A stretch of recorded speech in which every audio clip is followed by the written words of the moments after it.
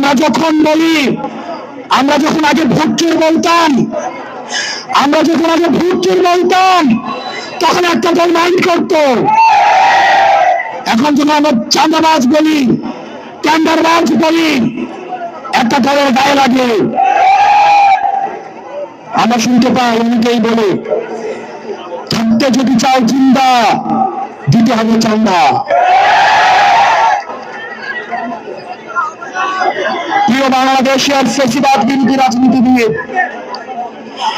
আমাদের ফ্যাসিবাদ বিরোধী রাজনীতিবিদের প্রত্যেকজনকে আমরা আহ্বান জানাবো, আপনারা দীর্ঘদিন জনগণ বিবর্জিত ছিলেন, আপনারা জনগণকে চিনেন না এখনো। গত 1.5 দশকে জনগণের মনস্তত্ত্ব পরিবর্তন হয়েছে। তারা আর কোনো গোলামি চায় না, তারা গণতন্ত্রের মানুষ কন্যা দেখেছে, তারা আর গণতন্ত্রের মানুষপত্র দেখতে চায় না। আমরা দেখলাম জনাব মির্জা ফখরুল সাহেব বললেন, যদি তারেক জিয়াকে নিয়ে কোনো কথা বলা হয়, যদি বিএনপিকে নিয়ে কোনো কথা বলা হয়, এটা নাকি গণতন্ত্রের জন্য হুমকি স্বরূপ। হাস্যকর, হাস্যকর।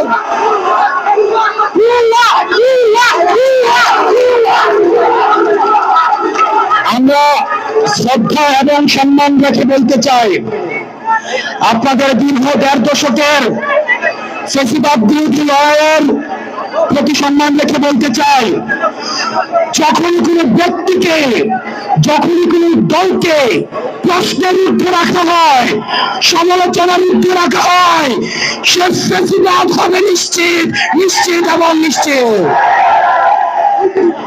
সুতরাং রাষ্ট্রের ঊর্ধ্বে কোনো ব্যক্তি নয়, রাষ্ট্রের ঊর্ধ্বে কোনো দল নয়, রাষ্ট্রের মধ্যে প্রতিটি ব্যক্তি।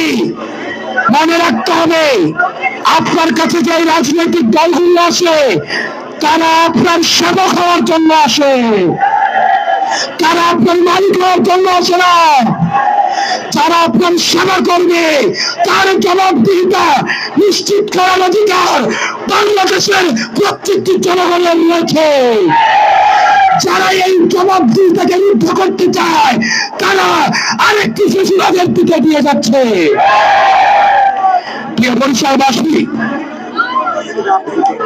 বরিশালবাসী, আপনারা দেখতে পাচ্ছেন, কিছুদিন আগে আমরা হুদা কমিশন দেখেছি, নির্বাচন কমিশন। আমরা বর্তমান নির্বাচন কমিশনের বিচারিতা দেখতে পাচ্ছি। বর্তমান নির্বাচন কমিশনের একজন কমিশনার, যিনি অতীতে বিচারক ছিলেন, উনি আমাদের মিটিং এ বলেন, আওয়ামী লীগ ছাড়া নাকি ইনক্লুসিভ নির্বাচন হবে না। দালাল, দালাল। আমরা দেখতে পাচ্ছি ভারত থেকে বলছে ইনক্লুসিভ নির্বাচন প্রয়োজন, ক্যান্টনমেন্ট থেকে বলছে ইনক্লুসিভ নির্বাচন প্রয়োজন, অনেক রাজনৈতিক দল বলছে ইনক্লুসিভ নির্বাচন প্রয়োজন, নির্বাচন কমিশন বলছে ইনক্লুসিভ নির্বাচন প্রয়োজন। আমরা রাজনৈতিক দলগুলিকে প্রশ্ন রাখতে চাই, বিএনপিকে প্রশ্ন করতে চাই, আপনাদেরকে যখন নির্বাচনের বাইরে রেখে নির্বাচন করেছিল, তখন ইনক্লুসিভ নির্বাচনের বয়ান কোথায় ছিল? আমরা দেশকে প্রশ্ন করতে চাই, বিএনপিকে যখন ক্ষমতার বাইরে রেখে, নির্বাচনের বাইরে রেখে নির্বাচন করেছিল, তখন ইনক্লুসিভ নির্বাচন কোথায় ছিল? নির্বাচন কমিশন ভুলে যাবেন না, শহীদের রক্তের উপরে পাড়িয়ে ধাঁধা দিয়ে দাঁড়িয়ে আপনি নির্বাচন কমিশন গঠন করেছেন। আপনি যদি ইনক্লুসিভ নির্বাচন আওয়ামী লীগকে মিন করে থাকেন, হাসিনা গেছে যে পথে, আপনারাও যাবেন সে পথে।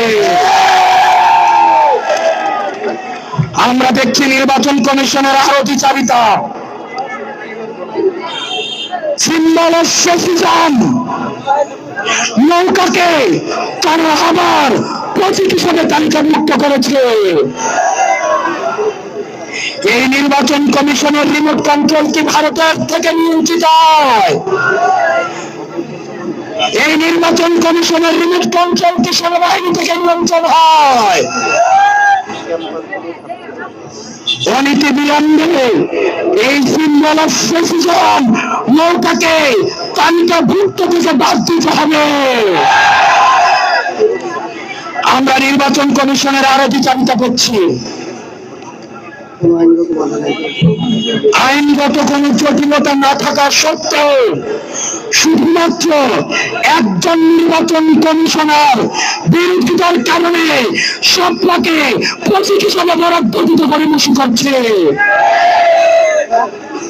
প্রিয় বরিশালবাসী, নির্বাচন কমিশনের আরো চিঠি রয়েছে। আমরা বলেছিলাম যারা নির্বাচনে অংশগ্রহণ করবে তাদেরকে অবশ্যই সশরীরে এসে আমাদের নির্বাচনী হলফনামা জমা দিতে হবে। কিন্তু আমরা দেখতে পাচ্ছি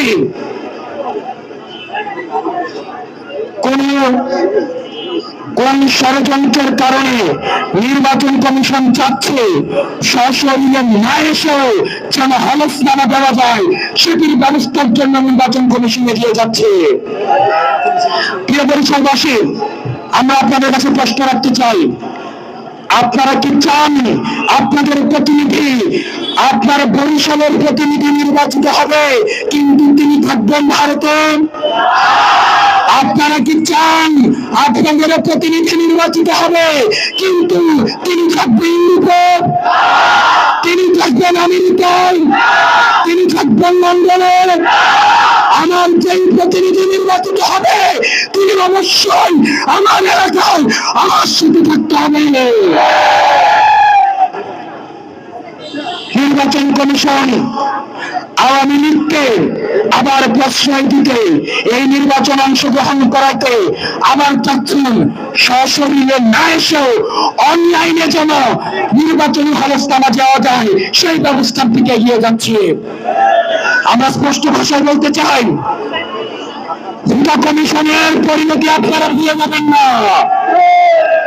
ভোটা কমিশনের পরিণতি ভুলে যাবেন না, ভোটা কমিশনের পরিণতি ভুলে যাবেন না।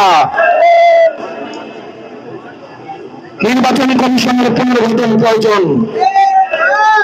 এই সিলেক্টিভ নির্বাচন কমিশন দিয়ে গ্রহণযোগ্য নির্বাচন কোনদিনই সম্ভব না। সূর্য পশ্চিম দিকে উঠতে পারে, আসমানি জমিনে নামতে পারে, কিন্তু এই নির্বাচন কমিশন দিয়ে গ্রহণযোগ্য নির্বাচন সম্ভব নয়। এই নির্বাচন কমিশনকে বলতে চাই, আপনারা যদি আমাদের রেজিস্ট্রেশন এবং স্বপ্ন প্রতিক্রিয়া পরামর্শ করেন, আমরা রাজনৈতিক ভাবে শুধু মোকাবেলা করব।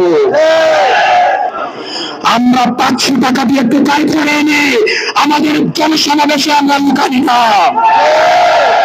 আমরা 200 টাকা দিয়ে 500 টাকা দিয়ে আমরা চাঁদাবাজদের টাকা নিয়ে আমরা টোকাই দিয়ে আমরা কোন জনসমাবেশ করি না। আমাদের এই জনসমাবেশে যারা আসে প্রত্যেকে নিজ থেকে এনসিপি কে ভালোবেসে এই অভ্যুত্থানকে ধারণ করে সংস্কার এবং বিচারের পক্ষে মা বোন থেকে শুরু করে আলেম ওলামা থেকে শুরু করে সনাতন ধর্ম থেকে শুরু করে আহত এবং শহীদ পরিবারের সবাই স্বতঃস্ফূর্তভাবে বাংলাদেশপন্থী অংশগ্রহণ করে। প্রিয় বরিশালবাসী, আমাদের দীর্ঘ লড়াইয়ের জন্য প্রস্তুতি নিতে হবে, আমাদের প্রয়োজনে জেলে যেতে হবে। আমার এই জালিম নতুন করে যদি কোন জালিম তৈরি হয় সেটিকে মোকাবেলার প্রস্তুতি নিতে হবে। আমাদের উত্থান সংকট থেকে আমাদের উত্থান, যাদের উত্থান সংকট থেকে তাদেরকে সংকটের ভয় দেখাবেন না। আমরা কোন ক্যান্টনমেন্ট থেকে তৈরি হওয়া দাও না। আমাদের উত্থান সংকট থেকে সংকট মোকাবেলা করে সংগ্রাম করে আমরা আমাদের লক্ষ্যে পৌঁছাবো ইনশাআল্লাহ।